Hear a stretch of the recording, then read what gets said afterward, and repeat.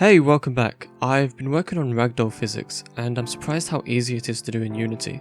Under 3D objects, you can create a new ragdoll. All you have to do is drag and drop the correct bones into the correct slots.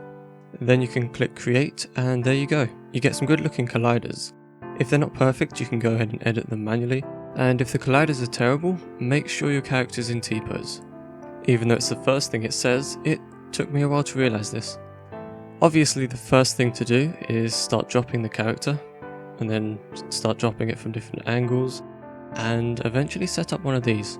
You know, for testing purposes. Oh, and I found out if you place a battery in the dead astronaut's neck, then this happens. It almost looks like a dance. I think I'm going to leave it in for now. I kind of like it.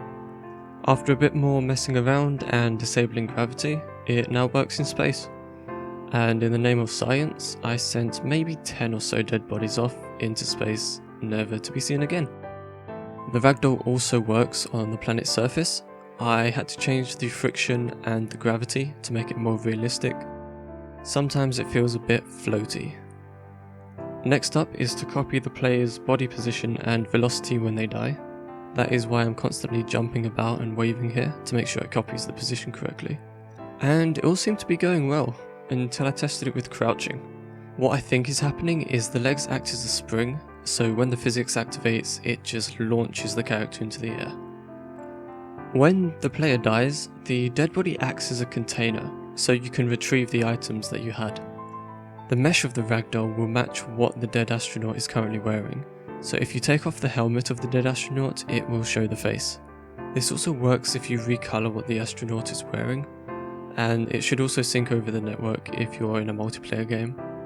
I did have to redo some code to get this to work, but in short, it allows these special part slots to accept a range of items. So here I am testing it with a toolbox. The toolbox now has 4 part slots. These slots can take any tool rather than just the tool that it shows the icon of. I have also been working on a fun game mode called Space Dodgeball, where each team will start in a spacecraft, and when the doors open, the game begins. You can change between red team and blue team, and the colour of your suit matches the team that you're on. If you do get hit by a dodgeball, you will get eliminated and your dead body goes flying backwards. This is all still a work in progress, but I think it will be fun when I'm done with it. When you die on the planet's surface, the camera will move based on the player's velocity, and it will also focus on the dead body. If you stand still when you die, it will just move upwards. I have also improved and added some achievements to make a total of 14, one of which is a hidden achievement though, so it will not appear on Steam. Some achievements are story based, while others are little fun challenges, like trying to spend 5 seconds in the air on a vehicle. On the right hand side, there are also statistics about the player to show what they've been up to. Next up, I have added a lobby browser so that you can play multiplayer with people that are not on your friends list. What you can see on screen are random people's lobbies from the default Steamworks game called Space War. With Astrodition lobbies, it will display the name, game type and player count, but I just needed some lobbies to test with. Lastly, I managed to nearly half the size of save files. These two are the exact same save, but one is a little more optimized. And that is just about it for this devlog.